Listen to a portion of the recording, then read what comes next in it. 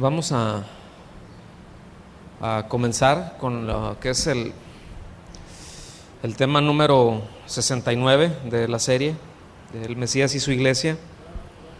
Es este estudio que estamos llevando de versículo por versículo del Evangelio de Lucas.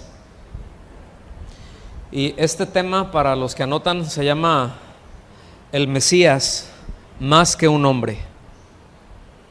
El Mesías más que un hombre. ¿Cuántos recuerdan lo que vimos en el tema anterior? ¿Alguien se acuerda cómo se llamó el tema anterior? Aguantemos las respuestas. ¿Verdad? Vimos cómo muchas veces le preguntamos nosotros al Señor, cómo nosotros venimos y le preguntamos a Dios, y a veces pues la actitud cuando le preguntamos o el cuestionamiento a veces son medio rudos, ¿no? O nos creemos rudos, y obviamente muchas veces nos creemos más inteligentes que Dios porque somos muy brillantes todos. El asunto es cuando el Señor nos responde, que no siempre nos responde de la manera en que nosotros esperamos, que Él siempre responde. Yo he escuchado cosas, y yo entiendo, ¿no? Como, es que Dios no me responde, estoy orando y Dios no me responde. ¿Alguno de ustedes ha sentido eso o ha pasado por ahí? Dios siempre responde, siempre. Hay veces dice sí, a veces dice no, a veces dice sí pero al rato, a veces dice no después. Y es ahí en donde es muy importante que nosotros seamos sensibles a lo que Dios habla, a lo que Dios dice, y precisamente de eso es que estemos en comunión con Él. En el tema anterior vimos que había un par de grupos distintos que fueron a cuestionar al Señor, y que la intención de cuestionarlo no era obtener una cierta información de parte de Él, sino era tenderle una trampa, y le querían echar guante, porque como vimos en los temas anteriores donde veníamos, pues le echó a perder el negocio, ¿verdad? Ahí le pegó durísimo a las tiendas de Cefas, ¿verdad? Y había descontento, no en el pueblo en sí, pero en quienes movían los hilos, tanto en la parte política, que fueron los primeros que fueron a preguntar, que fueron a hacer el cuestionamiento acerca del tributo, si era lícito, si era legal, si era legítimo. ¿Se acuerdan? Iban dos grupos, iban fariseos e iban herodianos, ¿sí? Y después ya fueron los saduceos y sacerdotes, ¿verdad? Y a cuestionarle con respecto a la resurrección, le hicieron un planteamiento hipotético. Aquí lo que vamos a ver ahorita, el Señor les da una respuesta. O sea, el relato que vamos a ver nos indica que con las respuestas que Él dio, ¿se acuerdan? El versículo inmediato anterior que vimos, el último versículo, es de que se quedaron callados, que ya no, dice que ya nadie osaba preguntarle, así como que no, pues le pregunto y me va a dar otra sopapisa, ¿verdad? O sea, si le pregunto nos va a poner, o sea, no vemos por dónde agarrarlo, no podemos resistir esto. Pero inmediatamente de eso, Él tomó la iniciativa. Ahora Él los cuestiona, o sea, ahora el Señor va a increparlos a ellos y a cuestionarlos en relación a lo que ellos creían y enseñaban con respecto a la naturaleza del Mesías. Fíjense, o sea, de repente, aparentemente de la nada, le están preguntando una cosa y de repente le da vueltas al asunto, y ahora sí que les regresa la papa caliente y les pregunta acerca de la naturaleza del Mesías. Déjenme, les voy a leer todo este relato, que es Lucas capítulo 20 del versículo 41 al 47, pero se los voy a leer en la Nueva Traducción Viviente. Entonces, si lo quieren ir leyendo o poner atención, está bien, pero ponga atención porque no sé si a ustedes les pasa como a mí, pero luego yo a veces estoy leyendo y así como que voy viendo la imagen, ¿no? O sea, me voy imaginando cómo va todo el asunto. Y esta versión es muy clara, además de muy apegada al texto original. Es una excelente traducción. Dice: entonces Jesús les planteó una pregunta. O sea, después de que se quedaron callados, dice, Jesús les planteó una pregunta. La pregunta es: ¿cómo es que se dice que el Mesías es hijo de David? Pues David mismo escribió en el libro de los Salmos, y la referencia es el Salmo 110, el Señor le dijo a mi Señor: siéntate en el lugar de honor a mi derecha, hasta que humille a tus enemigos y los ponga por debajo de tus pies. Versículo 44. Si David llamó al Mesías Señor, ¿cómo es posible que el Mesías sea su hijo? Entonces, mientras la multitud escuchaba, o sea, les dejó la pregunta esa clavada, ¿no? Así como que, ¡toing! ¿No? O sea, y ahorita vamos a ir al texto más concretamente. Dice, entonces, mientras la multitud escuchaba, o sea, ¿qué es lo que estaba escuchando? Cómo el Señor estaba increpando a los que lo habían ido a cuestionar, pero no solamente a ellos. El Señor sabía que la multitud estaba escuchando. Porque no solamente, miren, el punto no es solamente quién enseña y lo que se está enseñando. Es cuando la enseñanza ya está arraigada, todos tenemos que escuchar. Y el Señor está muy claro, muy entendido de eso. Es decir, como dije hace un momento, debido a que las enseñanzas que tenían con respecto al Mesías no eran las adecuadas, no eran las que se alineaban con la verdad de Dios, entonces aquí aprovecha, repito, la oportunidad para empezar a poner orden. Y de paso les pegó una, no quiero decir ridiculizada, pero les pasó un mucho como a Job, o como nos pasa a nosotros a veces, que vamos y le preguntamos y que cuestionamos a Dios, y cuando dice el Señor, ¿ah, sí? Y nos empieza a preguntar, ¿verdad? Sí, pero es que aquellos, es que andan bien mal, y si tú supieras, Señor, no, como si no supiera, ¿no? Sí, ¿y tú qué? Sí, pero es que ya sabes que mi marido es un cocodrilo, ¿y tú qué? Sí, pero es que ya sabes cómo es mi esposa, Señor, si la conocieras, ¿verdad? Pues Él conoce todo. Dice, sí la conozco a ella y te conozco también a ti, ¿tú qué? Ay, es que, ay, mi papá, mi mamá, ¿verdad? Es que ya son otra onda, o sea, ellos tienen y no entienden, nosotros traemos otro chip, estamos configurados diferente, y como si el Señor no supiera, pero a la hora de que Él nos empieza a cuestionar, ¿sí?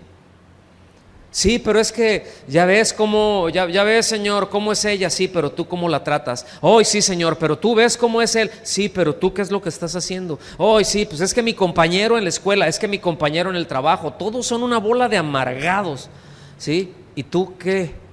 O sea, el punto es cuando nosotros empezamos a hacer esos cuestionamientos, pero que el Señor ahora sí que nos la regresa. Y es para ubicarnos en la realidad de las cosas que Él quiere enseñarnos, porque eso es lo que necesitamos. Y eso, no sé, pero a mí me gusta mucho de Dios, que Dios no le podemos burlar, no le podemos jugar el dedo en la boca. ¿Estamos?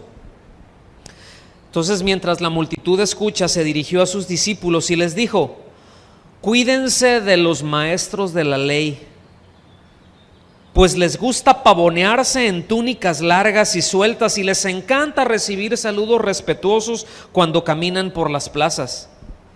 Y cómo les encanta ocupar los asientos de honor en las sinagogas y sentarse a la mesa principal en los banquetes. Sin embargo, estafan descaradamente a las viudas para apoderarse de sus propiedades, y luego pretenden ser piadosos haciendo largas oraciones en público. Por eso serán castigados con más severidad. Por eso, fíjense, el apóstol Santiago escribe y dice, no sea, lo voy a decir en mi versión, ¿no? Raúl habla hoy. No se apuren a ser maestros. Dice, no se apuren a ser maestros. O sea, no, ahora sí que como el changuito sabio, ¿no? O sea, escucho, pero me callo. O sea, no quieran enseñar porque el que enseña lleva una doble responsabilidad. Todos tenemos una responsabilidad. Es decir, dices, bueno, pues yo no tanto porque yo no enseño. No, es que tenemos la responsabilidad. De eso somos responsables delante de Dios también, de las cosas que nosotros permitimos y de la enseñanza que nosotros abrazamos. Nosotros somos responsables, absolutamente responsables de eso. El punto es que quien enseña tiene una doble responsabilidad, porque el que enseña tiene, déjenme decirlo así, no en sí mismo, pero por la enseñanza misma se tiene la capacidad de dirigir al pueblo, de dirigir a los creyentes hacia Dios o aún a los no creyentes, llevarlos a una fe genuina porque el mensaje es verdadero, o desviarlos de la fe o contaminar su fe. ¿Sí? El apóstol Pablo es muy insistente ahí a Timoteo cuando le dice que tienes que tener cuidado, Timoteo, que sea gente que tengan sana la fe, enseña una fe sana. Y si da el adjetivo de sano es porque hay fe enferma, ¿sí? O sucia, o que no es saludable, punto. ¿Y cuántas cosas podemos ver hoy en día? ¿Cuántas enseñanzas podemos escuchar hoy en día? Hay un abanico impresionante de enseñanzas que dices, esto no tiene absolutamente nada que ver con algo sano, esto es de lo más aberrante incluso, en toda la cristiandad. O sea, no vamos a decir, no nada más allá los de la tienda de enfrente, no, también aquí nosotros, los que nos decimos cristianos evangélicos, también tenemos un buen cúmulo de enseñanzas que son muy cuestionables, porque no están apegados a las escrituras, y eso lo hemos visto vez tras vez, y lo seguiremos viendo, que el problema cuando nos soltamos, cuando nos desapegamos a las escrituras, chao, viene el desvío, porque no es sano. Ahora sí, vayan ahí a su Biblia. Yo creo que casi todos traemos la versión, la Reina Valera 60 es la más común. Vamos a ver este mismo pasaje, pero me voy a ir deteniendo. Igual, para los que anotan, probablemente algunos en sus Biblias trae ahí anotado dónde está el pasaje paralelo a este pasaje, porque es bueno, lo hemos dicho, ir a los pasajes paralelos para ver, no es un comparativo, pero es que se enriquece. No hay contradicciones, unos aportan una información y otros aportan otros detalles, ¿sí? Entonces déjenme empezar con el versículo 41. Lucas 20, 41 dice: entonces él les dijo, ¿cómo dicen que el Cristo es hijo de David?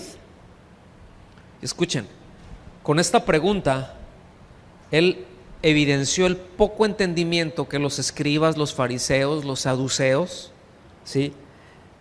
Y ya vimos quiénes eran ellos, tenían con respecto a lo que el Antiguo Testamento enseña acerca de la naturaleza del Mesías, ¿sí?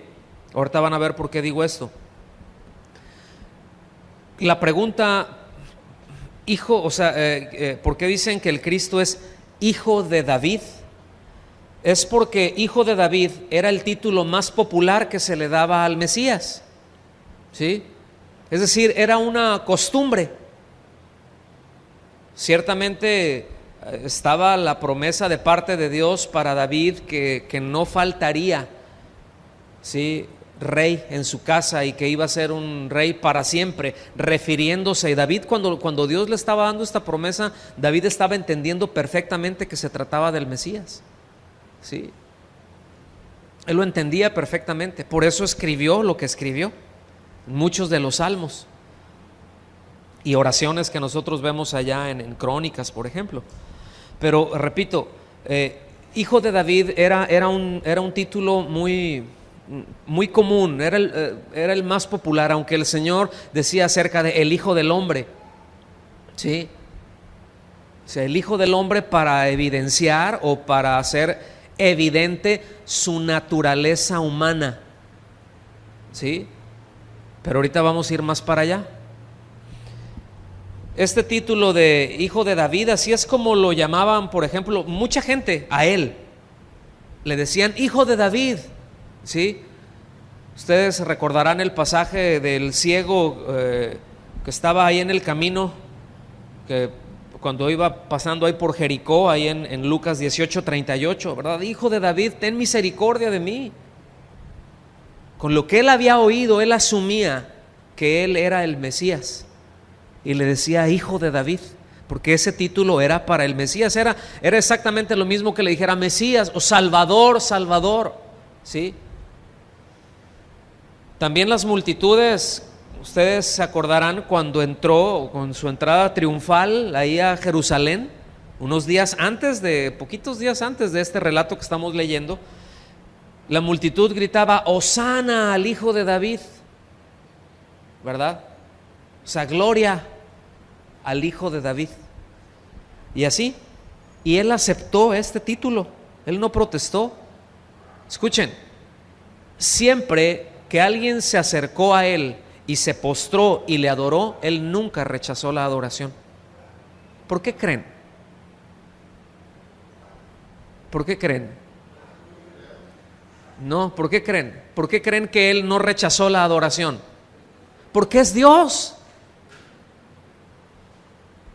Alguien se le postró, ¿verdad? Ahí, miren, el apóstol Pedro se postró, Juan 2 veces a un ángel y el ángel así como que no inventes, ¿verdad? No, oye, eso, no. O sea, no aceptó eso porque no es Dios y es solamente al Señor tu Dios honrarás, a Él solo adorarás. ¿Sí lo ven? Entonces él abrazó sin protestar esa profecía de Zacarías 9:9. No vayan a ir, lo tienen en Zacarías 9:9, donde habla de que él iba a entrar a Jerusalén montado en un pollino, es decir, en un burrito que nadie había montado antes, ¿sí? Y aunque indirectamente él estaba diciendo yo soy el Mesías, yo soy el Hijo de David, al no rechazar nada de esto. Sin embargo, más adelante él afirmó esto, ya de una manera más abierta. Les voy a leer en Lucas 22, 69 y 70, en otra traducción española, que es la palabra, el mensaje de Dios para mí. Dice en el versículo 69, dice, sin embargo, hablando el Señor Jesús, desde ahora mismo el Hijo del Hombre estará sentado junto a Dios Todopoderoso.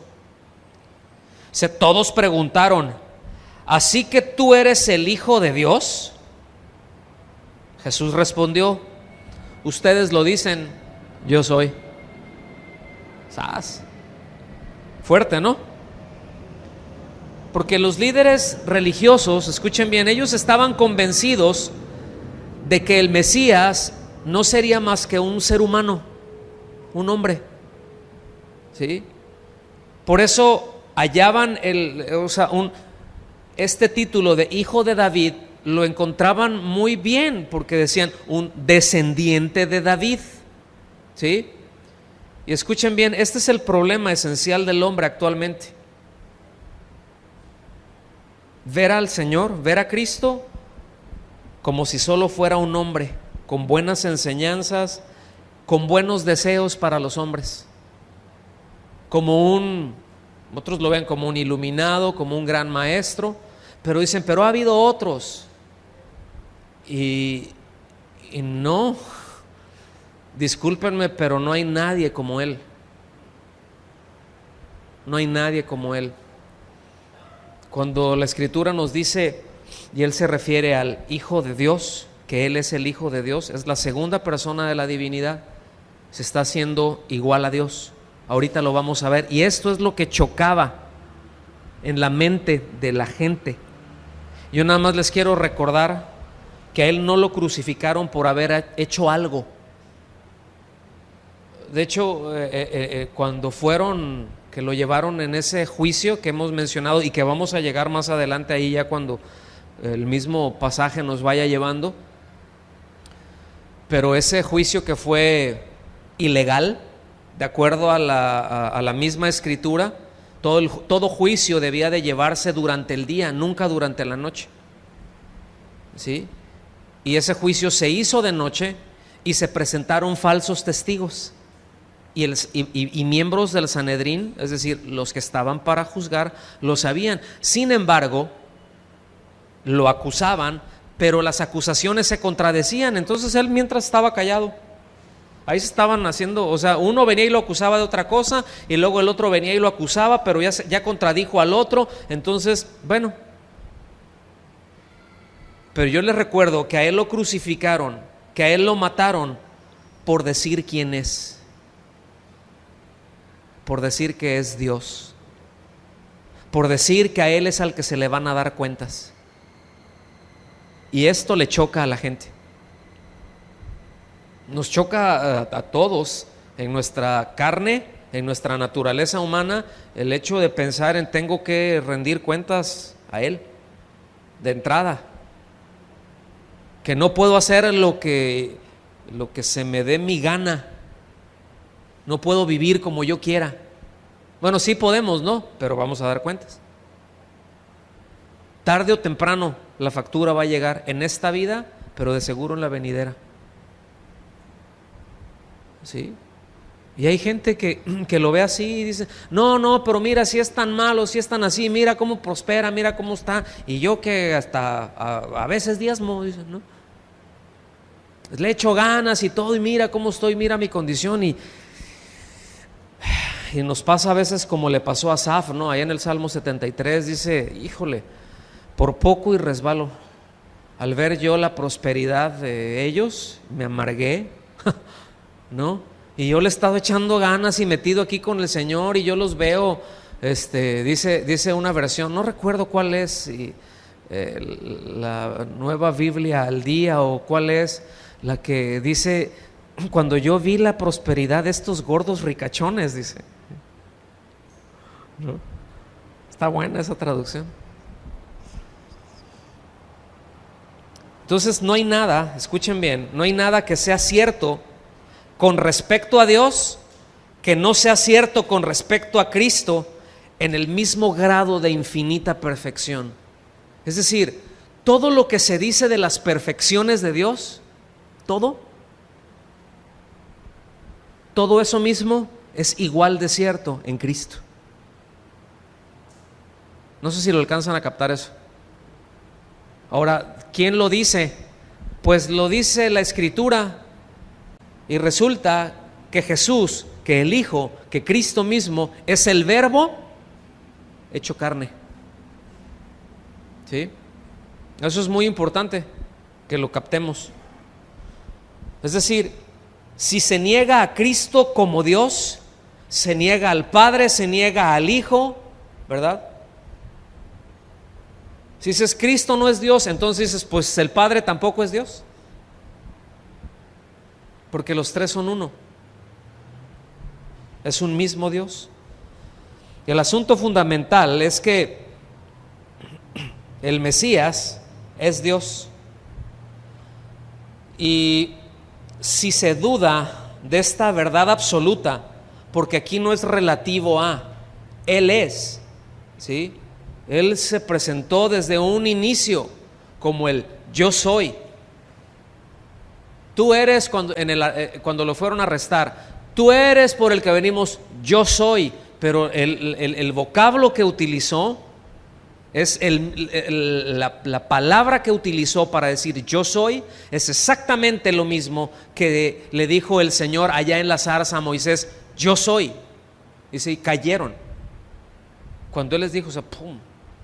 Fue un impacto muy fuerte, ¿sí? Es decir, si no se tiene esta convicción, pues no puede haber ningún avance en cuanto a la salvación del hombre. Es decir, en tanto el hombre, el ser humano, ¿sí?, no tenga su confianza en que Jesús es Dios, no puede tener salvación. Aunque diga, no, bueno, yo sí creo, pues Él pagó por mí, pero de ahí a qué es Dios es otro asunto. Y dices, ay, ¿a poco hay creyentes o que se dicen creyentes que tienen esa duda? Sí, sí hay corrientes. Una de ellas es el liberalismo, que ya fue finales del siglo XVIII, principios del siglo XIX, que es cuando con todo el tema del racionalismo surgió. Sí. Pero dices, podrá haber creyentes o que se dicen creyentes que sí creo que Cristo murió por mis pecados, pero eso de que resucitó, a mí se me hace que ya está pasadito, ¿no? Bueno, ¿habrá? Pues sí, y ahí está la evidencia en la Escritura. Pregunta, ¿alguien que duda que Cristo es Dios puede ser salvo? Es imposible, porque la salvación es de Jehová. Le pertenece a Él. Él es, yo soy la resurrección y la vida. El que cree en mí, aunque esté muerto, vivirá. ¿Sí? El mismo Señor Jesucristo declaró allá, si la mueven rápido, en Juan 5, del 21 al 24, dice: porque como el Padre levanta a los muertos y les da vida, aquí es un símil, dice, así también el Hijo del Hombre a los que quiere da vida. Porque el Padre a nadie juzga. Aquí esto cuando dice a nadie juzga, dices, ahí está, ni Dios juzga. Es que no se está refiriendo al discernir entre lo bueno y lo malo. Aquí se está refiriendo a la condenación, sino que todo el juicio dio al Hijo. Es decir, ¿quién es el juez? El Hijo. A Él se le dio la autoridad para juzgar. ¿Sí? Lo vemos en Hechos, lo vemos en Hebreos, lo vemos aquí mismo. Entonces, por eso el hombre, en tanto tiene vida y mientras está vivo, puede conocer al Señor Jesucristo como su abogado, como su defensor, como el que lo salva de la condenación, un abogado incorruptible. Qué difíciles son esos. ¿A poco no, abogado? Híjole, mano, porque las tranzas corren, pero él es incorruptible. Qué bueno es confiar en un abogado que no se va a arreglar con el contrario, ¿verdad? Para ver en qué queda nuestra eternidad. ¿Se imaginan? O sea, sino que bien incorruptible, absolutamente santo. ¿Sí? Y si no le conocemos como nuestro abogado, como nuestro defensor, como nuestro salvador, entonces se le conocerá como juez, como el que dicte la sentencia, como el que nada más ejecute la condenación que ya está. ¿Sí lo alcanzan a ver? Entonces, versículo 23 dice: para que todos, es decir, le dio el juicio a él, la autoridad de salvar y la autoridad de decretar, o más bien de declarar la sentencia. Para es el propósito, para que todos honren al Hijo como honran al Padre. El que no honra al Hijo no honra al Padre que le envió. De cierto os digo, dice el Señor, que el que oye mi palabra y cree al que me envió, tiene vida eterna y no verá condenación, mas ha pasado de muerte a vida. Entonces, el Hijo recibe deshonra cuando se le asigna un lugar inferior al Padre. ¿Sí? Cuando se le asigna un lugar inferior al Padre, que al Padre tiene, entonces ya no está recibiendo honra, y ese deshonor desagrada al Padre. De manera general, la gente no tiene problema, es decir, universalmente se acepta la deidad del Padre, se acepta la deidad del Hijo, pero se cuestiona, ¿sí? La deidad del Padre y la deidad del Espíritu Santo, pero la deidad del Hijo sí se desafía, sí se cuestiona, ¿sí? Y desde un inicio ha sido así. ¿A alguien se le ocurre por qué? ¿Alguien pudiera pensar, a ver, echen a correr la ardilla? ¿Sí? ¿Por qué dices, yo no tengo problema? Y aquí, bueno, tenemos que entender el contexto a los que les está hablando. Yo no tengo problema en poner mi confianza, en creer en Dios Padre, en Dios Hijo, en Dios Espíritu Santo, pero el Hijo, no sé. ¿Por qué? Por su naturaleza humana, esa es la respuesta. Porque desde que Él entró, es decir, desde la encarnación, es lo que se ha visto con incredulidad. Ustedes se acuerdan ahí en mismo Juan, adelantito de esto que estábamos leyendo, cuando Él les está diciendo y les dice, no, pues el que cree en mí, el que escucha mi palabra, etcétera, el que la atiende, dice, será verdaderamente libre. Y les dice, no, espérate. Le dice, nosotros siempre hemos sido libres. Dice, nosotros no somos hijos de fornicación. Se lo estaban diciendo a Él. En otras palabras le estaban diciendo, no, nosotros no somos hijos de fornicación así como tú. Ay, que nació de una virgen. Todo eso se sabía. Ya dice el Proverbio 57.344, pueblo chico, ya se lo saben, ¿sí? Y de hecho había una expresión, ¿sí? Muy fuerte, o sea, de burla con respecto al Señor Jesús, ¿sí? El hijo de la Virgen. Así, ahí va ay, sí, mira, el hijo de la Virgen. Y otro, sí, cómo no, ya mero. ¿Se me explico? O sea, a veces hay cosas que luego, por no meternos al detalle, se nos van.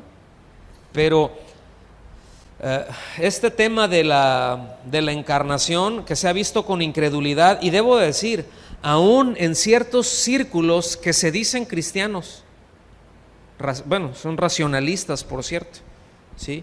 Que han honrado más la filosofía humana que la sabiduría de Dios, porque no lo pueden explicar. Y así han surgido distintos movimientos dentro del cristianismo o dentro de la cristiandad.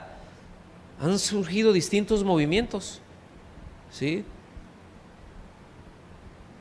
Pues es que no es que los milagros no existen. Es que lo que pasó fue esto y aquello. No, es que cuando el mar rojo, no, es que no se abrió el mar. Es que vino una corriente de aire de no sé qué, una corriente descendente, entonces vino y eso abrió el mar. Dices, bueno, yo una vez escuché eso y después lo vi también por ahí. Y dije, estos cuates nunca han estado en un huracán.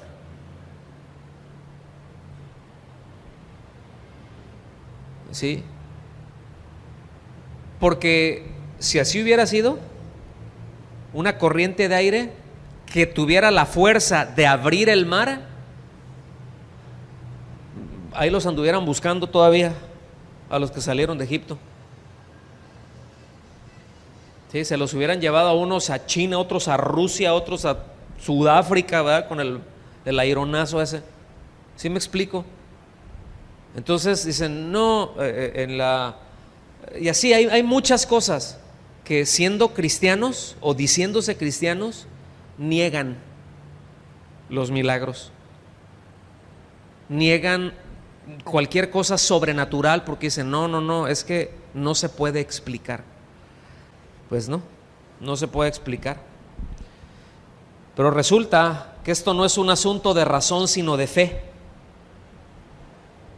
Y las escrituras son muy claras y muy conclusivas en cuanto a la deidad de Cristo, ¿sí? Y esto es algo, que siempre ha sido atacado. Es decir, así como la Biblia tiene determinaciones muy fuertes, o tiene más bien declaraciones muy concluyentes con respecto a que Cristo es Dios, también a que Él es hombre, 100% Dios, 100% hombre. Y es por esta razón que ahora el Señor les hace pues una pregunta muy importante, ¿sí? O O sea, ¿cómo es que puede la gente, los escribas, los seguidores, o sea, todo el pueblo en general, cómo pueden decir que el Cristo es el hijo de David? ¿Sí? Es como si estuvieran preguntando, ¿verdad? A ver.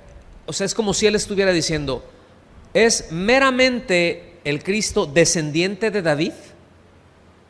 Con esto que acabamos de ver ahorita, si él preguntara eso, ¿el Mesías es descendiente de David nada más? ¿Cuál habría sido la respuesta? ¿O cuál creen que haya sido la respuesta de todos? Dicen, sí. Entonces hace la pregunta y yo casi puedo ver a uno diciendo, sí. Entonces, por eso hace las siguientes preguntas, ¿verdad? Versículos 42 al 44. Dice, pues el mismo David dice en el libro de los Salmos, dijo el Señor, digan conmigo el Señor. Aquí en el texto original, en los Salmos, es decir, en el texto en hebreo, aquí la palabra Señor es Jehová o Yahweh, ¿sí? Quiere decir el eterno, el autoexistente. ¿Está bien? El Señor, el autoexistente, ¿sí? En el Nuevo Testamento se traduce como Kurios, que es el supremo en autoridad, el máximo en autoridad, el más alto. Entonces dice, dijo el Señor, el más alto, a mi Señor. Y en el hebreo la palabra Señor es Adón, son dos palabras distintas, ¿sí? Para decir el soberano, que es de donde viene Adonai, que quiere decir soberano, el amo, el dueño. Pero escuchen bien, en el Nuevo Testamento traducen también esta palabra como Kurios. O sea, el Kurios dijo al Kurios. Y esto tiene un sentido muy importante, ¿sí? De que aunque son dos personas distintas, son igual en deidad. Eso es lo que está hablando. Por eso el griego es muy importante entender lo que dice. Bueno, pues tenemos que enseñarlo, ¿no? Al menos las raíces. Entonces dice, el Señor, el Todopoderoso, le dijo al Todopoderoso, ¿sí?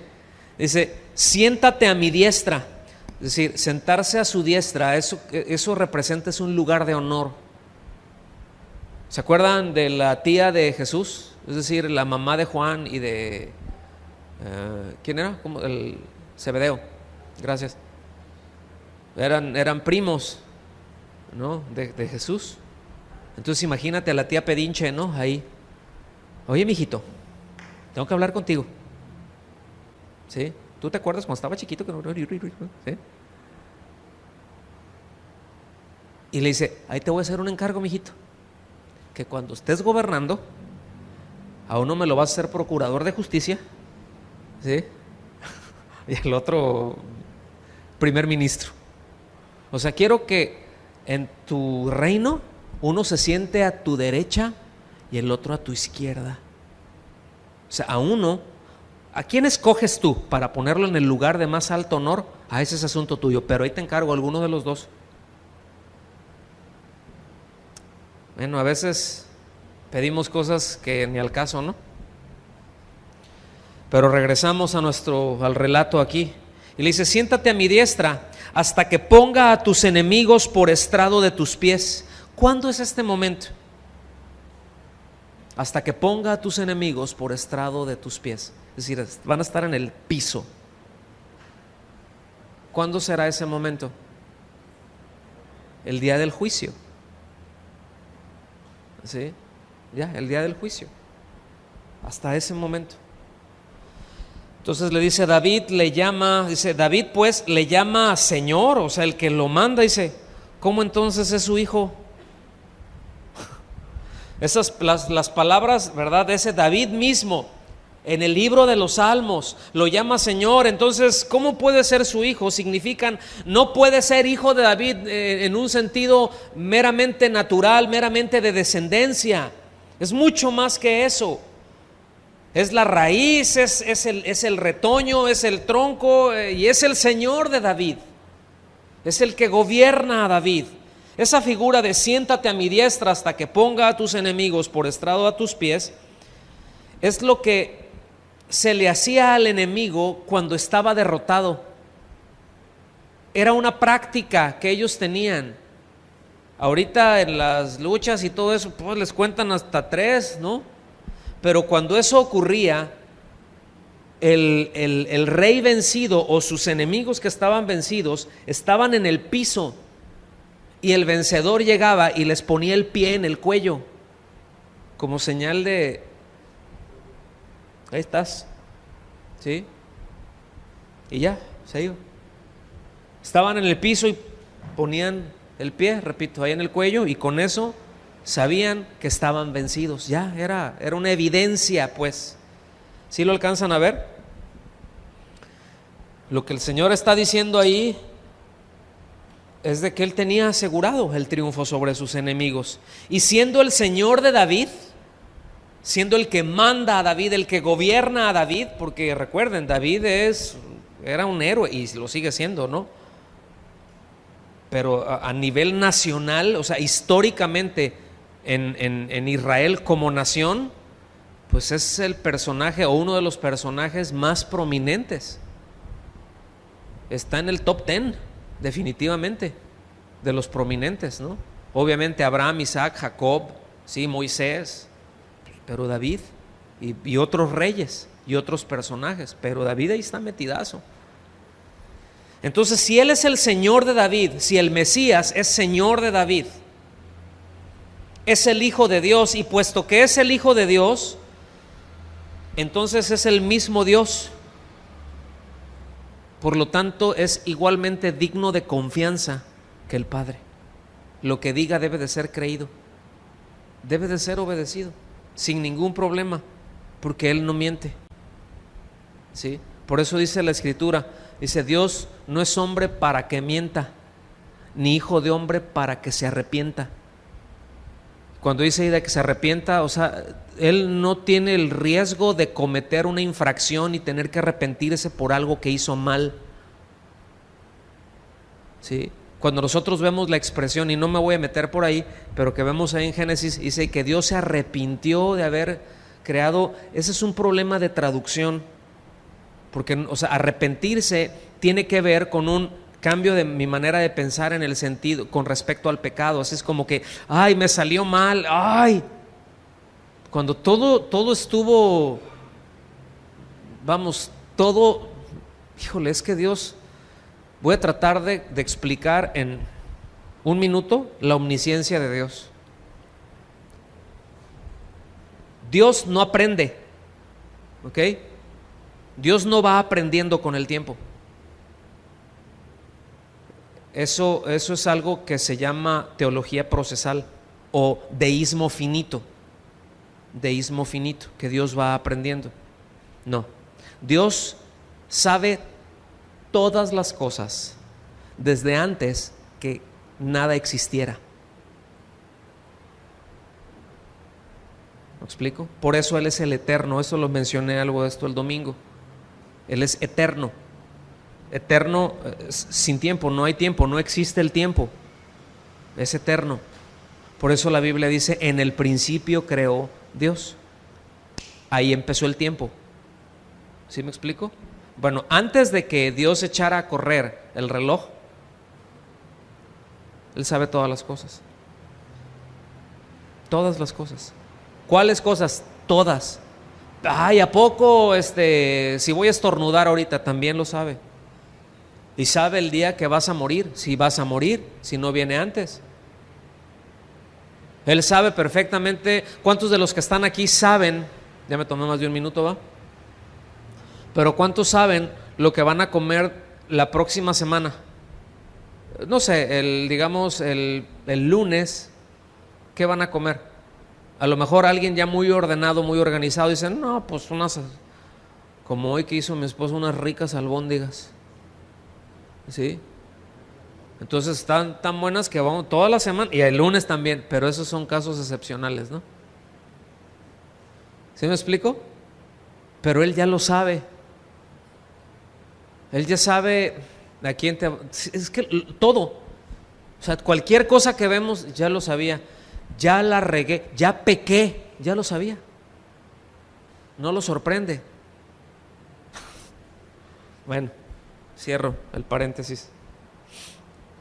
En realidad lo que Jesús se les está diciendo aquí, dice, ustedes piensan más en el Mesías como hijo de David, y lo es, o sea, como descendiente de David, dice, y efectivamente lo es, porque si nosotros vemos a Jesús por parte de María, o sea, su lado humano, escuchen bien, venía de David, era del linaje de David. Pero si lo vemos también por el lado de José, que era, pues no, era su padre en lo legal, ¿sí? No en lo genético, también venía. Entonces, es decir, esto quiere decir, tanto en lo humano como en lo legal, el Mesías es hijo de David. ¿Sí? Hablando de descendencia. Pero bueno, es mucho más. El Mesías es Señor. Es el que gobierna. Es el que no rechaza la adoración porque es Dios. Le estaba diciendo a la gente que debían de revisar una vez más, que debían de revisar sus ideas acerca de lo que quería decir hijo de David, ¿sí?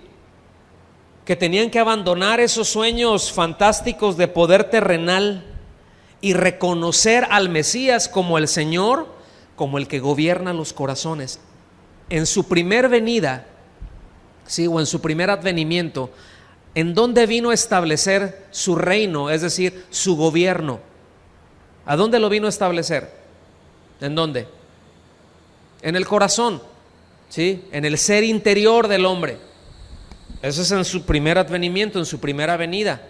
Ya él vino, ascendió.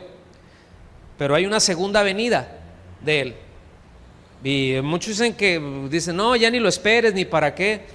Son herejías. La Biblia dice que él vendrá. Él dijo que volvería. Y si él dijo que volvería, pues va a volver. Y si él dijo que es Dios, es Dios. Y él es todo lo que él dice ser. Porque si no fuera así, entonces pues fue un payaso nada más. Fue un mentiroso que no vale la pena seguir. Pero debido a que es lo que él dice ser, él es Dios y pues por eso lo adoramos, ¿no? ¿Verdad? Entonces él vino a establecer su reino en el corazón del hombre primero, pero en la segunda venida va a ser un gobierno terrenal, ¿sí? Por eso todo ese rollo del dominionismo, de que no, ahorita y los cristianos tenemos que gobernar porque es el reino ahora, están como los judíos esperando a ese Mesías. Y les dicen, no, tienen que ajustar esto, ¿sí? Jesús les está diciendo, tienen una idea demasiado pequeña con respecto a Dios. Y esa siempre ha sido la tendencia humana, hacer a Dios a nuestra imagen, hacer a Dios a nuestra medida, a nuestra conveniencia. Y al hacer eso, pues lo que estamos haciendo es un ídolo, porque lo estamos despojando a Él de toda su magnificencia, ¿sí? Y esto, mis amados, nos debe de llevar a la claridad de por qué creemos, por qué le seguimos, por qué le servimos, y de tener un entendimiento mayor y más claro con respecto al mensaje del Evangelio que compartimos. O sea, ¿cuál es la razón? Para esto tenemos que ver y tener claro cuál es el propósito de su primera venida. ¿Cuál es el propósito de su primera venida? Venir y rescatar lo que se había perdido, es decir, venir a hacer el pago por aquello que se perdió. ¿Qué se perdió? El hombre. Venir a hacer el pago, venir a redimir, venir a comprar, ¿sí? Y que ese sacrificio se haga efectivo en todos los hombres o en todo aquel que cree. Es en el que cree en mí, el que cree al que me envió, el que cree, porque a Dios le pareció bien y le agradó salvar al creyente, es decir, al que cree, ¿sí? Al que pone su confianza ahí. Entonces, vino a comprarnos, vino a rescatarnos, ¿sí? Y con eso se arreglan muchas otras cosas, a veces, porque el Señor no vino cuando esto lo hemos dicho en enésimas veces, pero el Señor no vino para arreglar matrimonios, para arreglar negocios en quiebra u otras cosas, dar novios o maridos, ¿sí? Para que gane algún equipo de fútbol, porque pues luego unos le oran, ¿no? ¿Y qué onda si los del otro también son, hay 2, 3 creyentes? ¿A quién le va a hacer caso? ¿Al que tenga una mayor porra o cómo? ¿Sí me explico? Entonces, propósito es muy definido, pero cuando nosotros decimos, no, mira, tú ven al Señor y te va a arreglar tus problemas, ¿verdad? Híjole, a lo mejor no es, a lo mejor el asunto se va a poner peor. No, mira, ven y todo se va a poner bien en tu matrimonio. Bueno, seguramente algunas cosas van a entrar en línea y van a entrar en el orden de Dios, pero déjenme les digo esto, que si uno entra en el orden de Dios y el otro no, las cosas no se arreglan del todo. Es más, puede ser que se terminen de romper. Así de sencillo, así de crudo. ¿Sí? ¿Sí lo alcanzan a ver? Es más, a unos a lo mejor viene y ay, que para el negocio, y viene y quiebra su negocio porque se alineó, porque hacía un montón de tranzas. Y dejó de hacer tranzas y se le fue para abajo el negocio. ¿Sí me explico? A otros dejó de hacer tranzas, el Señor los prueba, les da una limpiadita y luego los levanta otra vez. Pero eso ya compete a la soberanía de Dios. Entonces, dice, tengo que meterle el acelerador. Dice, David llamó al Mesías como Señor. ¿Está bien? ¿Sí quedó claro eso? Entonces seguimos avanzando, ¿vale? Porque nada más me queda hora y media.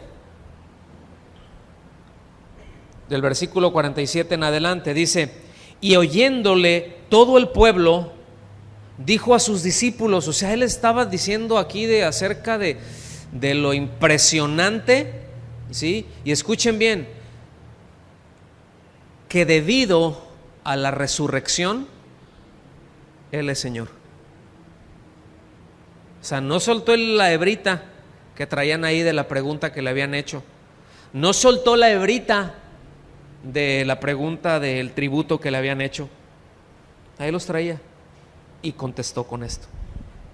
Entonces dice, oyéndole todo el pueblo, dijo a sus discípulos, guardaos de los escribas. Esto quiere decir, miren o vean, tengan cuidado, ¿sí? Implica la idea de estar atento, de estar en guardia contra la mala influencia de los escribas. Ahora, noten algo, el Señor no se los mandó a decir, ellos estaban ahí. Sí, imagínate. Él le está preguntando, a ver, ustedes dicen esto, y luego se voltea así, aguas, les dice, aguas. Qué falta de amor, ¿verdad?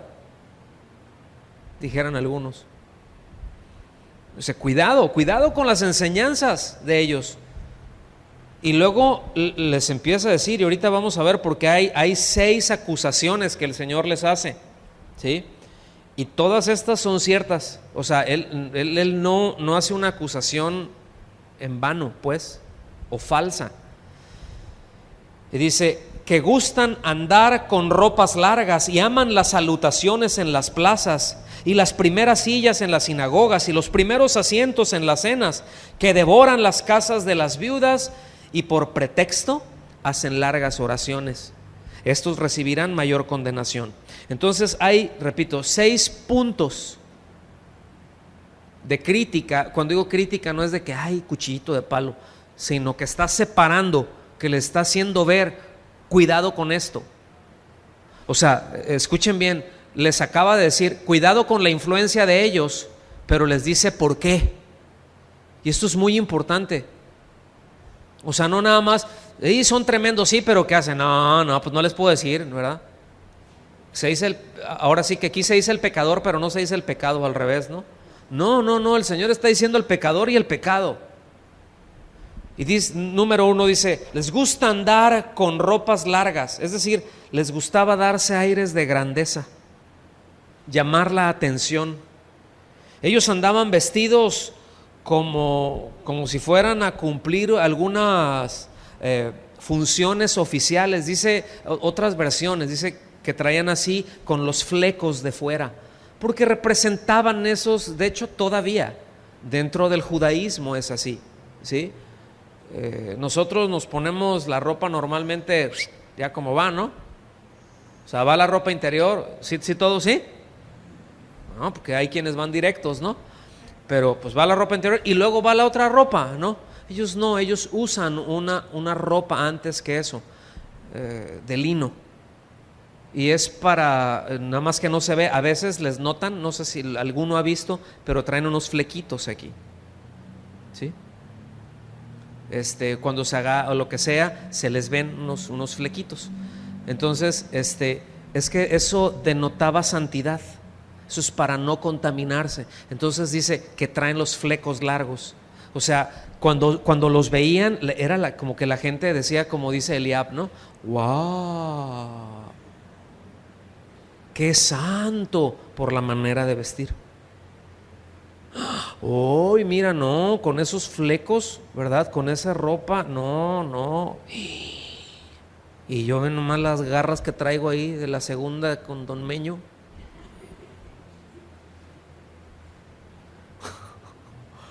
¿No?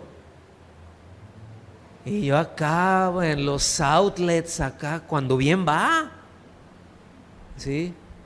En los tianguis ahí, escarbándole, buscándole en las pacas de ropa a ver qué onda, ¿sí? No, pues yo cuándo, no, estos...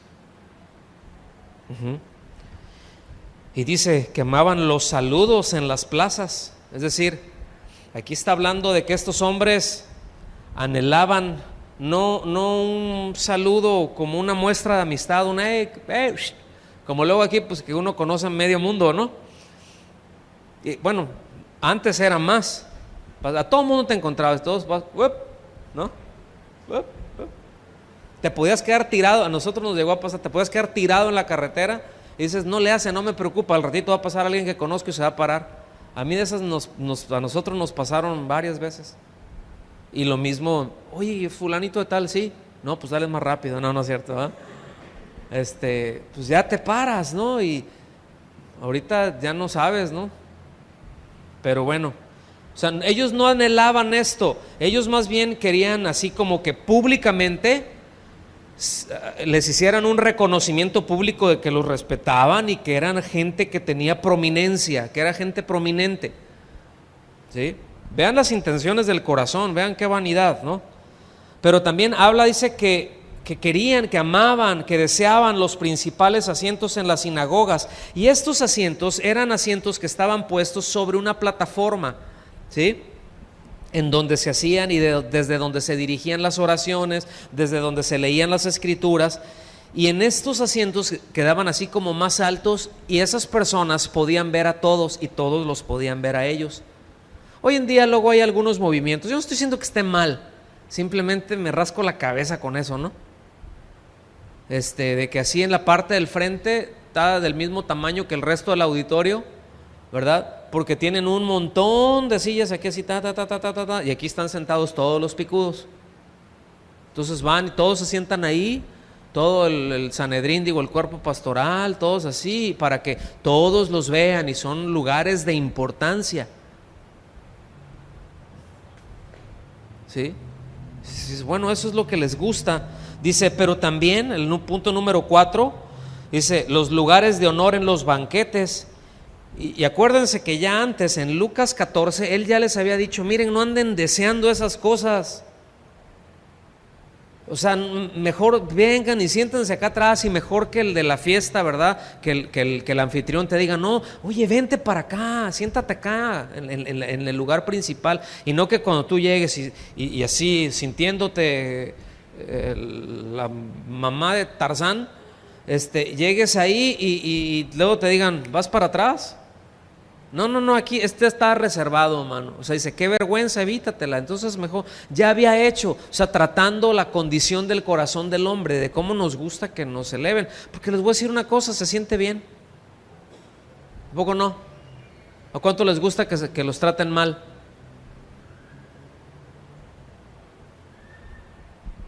O sea, si vas a viajar, mira, fácilmente te acostumbras en primera clase. ¿A poco no? Te puedes acostumbrar en primera clase así, porque vas a ir ahí y ahí te van atendiendo y te van diciendo y que tus nueces calientitas y que esto y todo diferente, hasta la vajilla. Digo, para empezar, a los de atrás no les da nada, ¿no? Tú vas a ir ahí enfrente, vas a ir relax y no vas a tener un chiquillo en el asiento de atrás empujando. O sea, te puedes sentir muy bien. Yo no tengo nada, o sea, no tiene nada de malo en eso, si lo puedes pagar, ¿no? Pero dices, ay, no sé si me explico. Pero ellos amaban esto. Pero habla también de las casas de las viudas, y aquí se presentaba a los escribas como quienes devoran las casas de estas mujeres solitarias. La pregunta es, ¿por qué dice eso? ¿Cómo lo hacían ellos? Y tiene ellos se ofrecían. Ahorita voy a dar una explicación un poquito más amplia con respecto a esto. Pero ellos, al estar solas, por un lado, luego decían, nosotros te vamos a administrar tus bienes. Y se aprovechaban de ellos. Fungían como un tipo de albaceas y nosotros vamos a cuidar. Y ellos se quedaban con más de lo que le daban a ella. ¿Sí? Qué terribles, ¿no? Habla de que les gustaban las alabanzas humanas, es decir, y para ser vistos ofrecen largas oraciones. Y aquí hay una yuxtaposición gramatical, no se espanten con la expresión. Es decir, hay dos expresiones que se juntan cuando habla de devorar las casas de las viudas y ofrecer extensas oraciones. Es una misma idea, ¿ok? No es una cosa y la otra. Gramaticalmente, en el koineo, en el griego, van unidas. Es por eso es una yuxtapuesta. Van unidas estas expresiones. Es decir, estas actividades están que no se pueden desligar y tiene el siguiente significado. Es que ellos, dice, devoran las casas de las viudas y para disimular su perversidad hacen largas oraciones. ¿Está más claro? ¿Sí o no? ¿Se quedaron así? ¿Sí? O mientras más largo oran por las viudas, por lo menos en presencia de ellas, más es lo que pueden devorar. Esa es la implicación.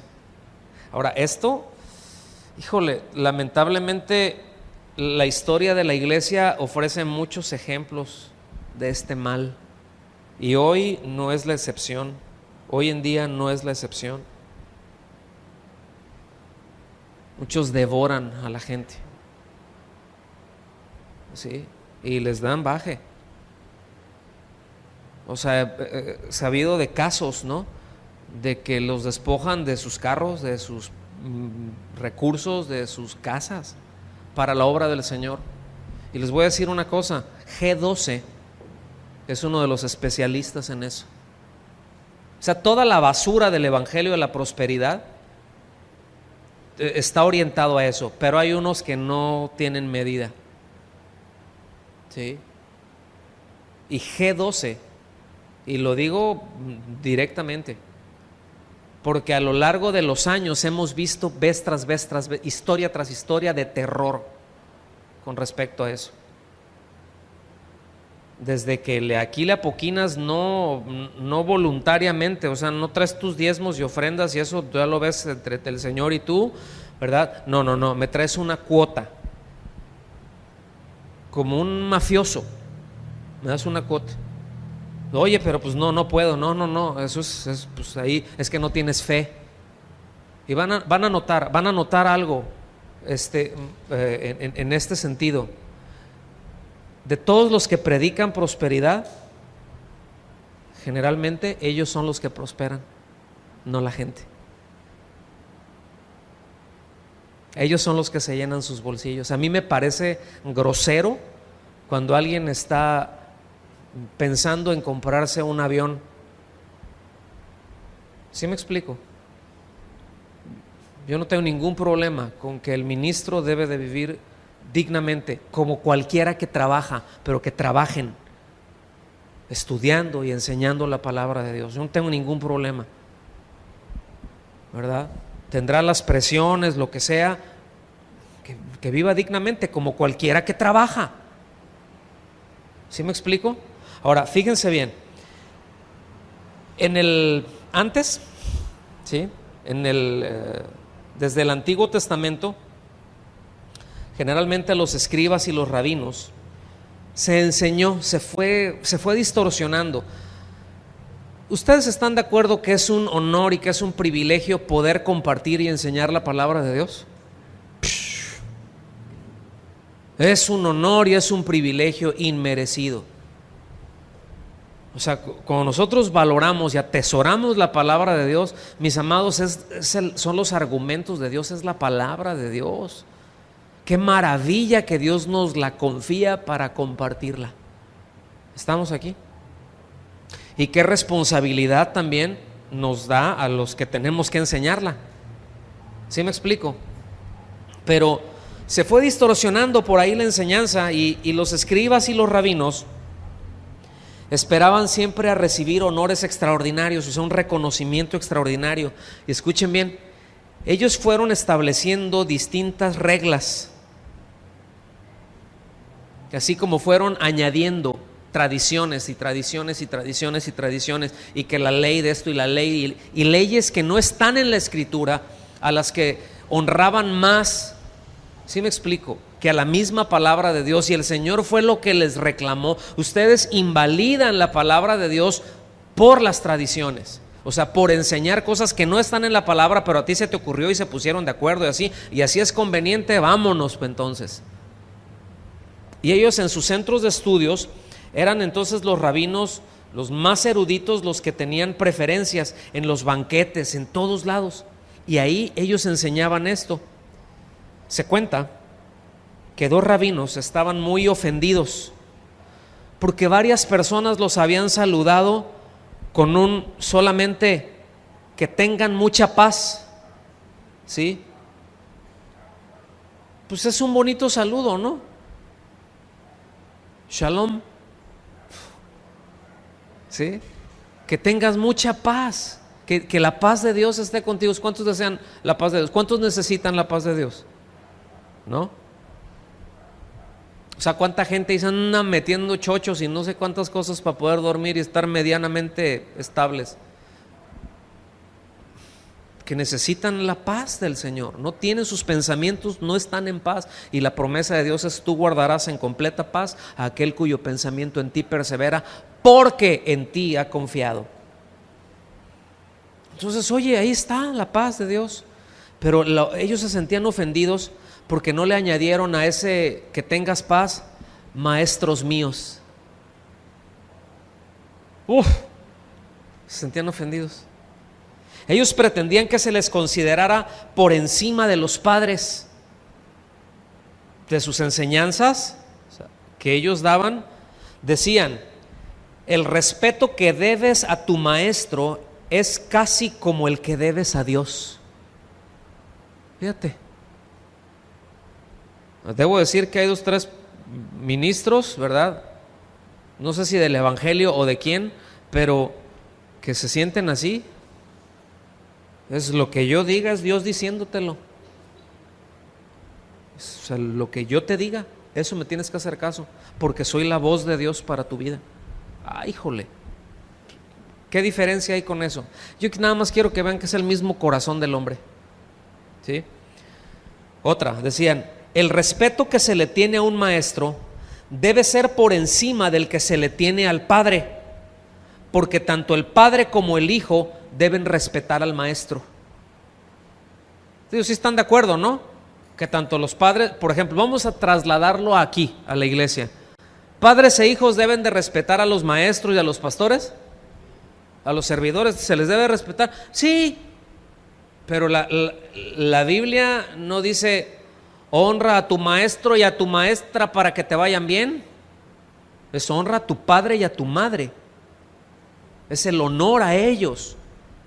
¿Sí me explico? O sea, es la primer figura, como lo hemos mencionado, es la primer figura de autoridad que tenemos de parte de Dios en nuestras vidas, nuestros padres. Otra, si el padre y el maestro pierden algo, lo que pierde el maestro es más importante, porque el padre no ha hecho más que atraerle a uno a este mundo, mas el maestro le enseña la sabiduría que le permitirá entrar en el mundo venidero. Están buenas, ¿no? Estas, híjole. O sea, ves, pero nada de esto está en la Biblia, quiero decir. Estas son enseñanzas rabínicas, son cosas que ellos le enseñaban a la gente y que así se estaban conduciendo, no en una devoción a Dios, sino a esto. Y por eso llega el Señor y le empieza a predicar y les empiezan a tronar las tuercas por todos lados, porque chocaba con todas estas enseñanzas. Otra, ¿quieren otra? Si el padre y el maestro de alguien llevan cargas, debe ayudar al maestro en primer lugar y luego a su padre. ¿Cómo la ven? Otra, si su padre y su maestro están cautivos, debe redimir primero a su maestro y después a su padre. ¿Cómo la ve? Y así podríamos mencionar otras cosas. Él también les acusó de devorar las casas, las haciendas de las viudas, porque ellos enseñaban que mantener a un rabino era un acto de suprema piedad. Fíjate. O sea, ahora déjenme decir esto.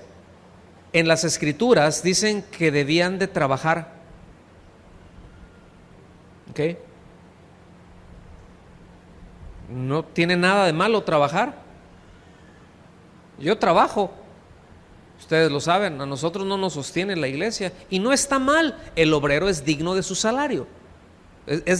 Y debo decir esto, es responsabilidad de la iglesia sostener a sus ministros, pero hay veces que no se puede o que no da, porque hay otras prioridades, y si Dios está supliendo por un lado, ¿para qué agravar a la iglesia del Señor?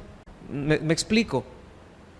Pero ellos decían esto, enseñaban que el mantener a un rabino, decían, todo el que pone parte de sus ingresos en las carteras de los sabios es merecedor de un sitio en la academia celestial. ¡Oh! Eso está power. En la academia celestial, vámonos a la. Imagínate. Ahí les va otra. Es que van a ver que todo esto son enseñanzas, no son enseñanzas, todos los rollos que traen no son nada nuevas. Dice, al que da asilo a un discípulo de los sabios en su casa se le cuenta como si ofreciera un sacrificio todos los días. Deja que tu casa sea el lugar de reunión de los sabios. Sí, entonces, bueno, no cuesta trabajo creer que había mujeres que eran muy impresionables y que eran presas fáciles de estos rabinos sin escrúpulos y codiciosos que devoraban sus casas. Imagínate, tiene nadie ahí, no, esto, ay no, sí, pues y lo voy a mantener, lo voy a sostener, y lo voy a sostener, y lo voy a sostener. Hace algunos años nosotros estuvimos en un lugar allá en la sierra, donde íbamos regularmente, allá en Oaxaca, y había salió un cuate que lo estaban manteniendo ahí. Les pegó una mareada a los pastores indígenas y les dio una mareada y ahí lo estaban manteniendo. Yo fue muy claro, cuando entró así fue acá en el espíritu, como que toing, Y no sé, eso, ya ven así luego como a los perros, ¿no? De que detecta algo no está bien y luego aquí se empieza a erizar, ¿no? Pues haz de cuenta. Yo dije, este cuate, y ya empezamos a platicar, lo empecé a escuchar y dije, pues mira, como que sí tiene hocico de perro, de lobito. Y hablo con el pastor. Le dije, ¿cuánto tiempo tiene este cuate viviendo aquí? No, como un mes. ¿Y qué hace? No, pues es que es un siervo y que no sé qué. Y les pegó una mareada. Le dije, se tiene que deshacer de este es un vividor. Es más, le dije, si le rasco tantito, este cuate lo andan buscando. Y después platicando con él, me lo sopié y efectivamente, pero diciendo, no, el Señor me liberó. Yo sí le dije, no, mano, del Señor no te libró. O sea, ve y preséntate allá donde los que tienen la orden de aprehensión contra ti. Este mero soy yo, aquí está mi identificación, ¿verdad? Y si no te meten al bote es que el Señor te libró. Pero así de que estás huyendo y el Señor me libró, no. Y han pasado cosas tristes ahí. Los devoran. Con la enseñanza los devoran.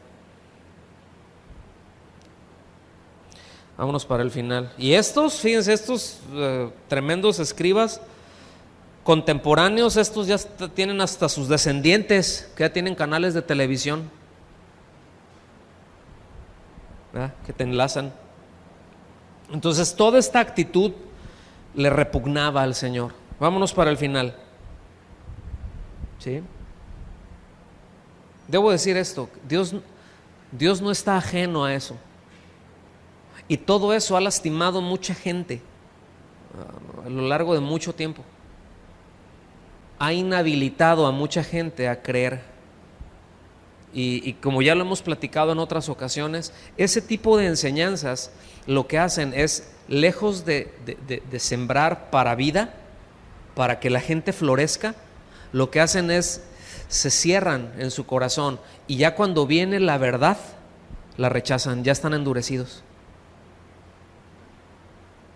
Esa historia se las puedo platicar. Hemos visto tanto de eso. Vámonos para el final. Entonces podemos concluir en un par de puntos por ahí. Número uno es de que lo que el Señor quería es de que todos entendieran y pudieran abrazarlo esto pues en su corazón y en su mente. ¿Qué cosas? Con esta enseñanza que vimos ahí, que Él les dio, que fue mucho más largo que lo que nosotros leemos, o sea, es mucho más explícito. Pero número uno, el hijo de David o el Mesías no es solamente un descendiente de David, ¿sí? No es solamente un descendiente de David, sino es el Hijo de Dios. Es el Señor de David, es el Hijo de Dios, es Dios mismo, la segunda persona de la divinidad. Número dos, pues esto, que es Dios. Y por último, puesto que Él es el Hijo de Dios, todos debemos de poner nuestra confianza en Él. Todos. Porque hay más que 2 sopas. No hay 3, no hay 4, no hay campechana. Es o se confía en Él o no se confía. O se tiene la confianza puesta en el Señor Jesús o no se tiene la confianza puesta. O creo y pongo mi confianza en lo que Él dice y quien Él dice ser, o no confío. Porque si yo, bueno, sí, tú eres el Mesías, esto, pero esto no, ya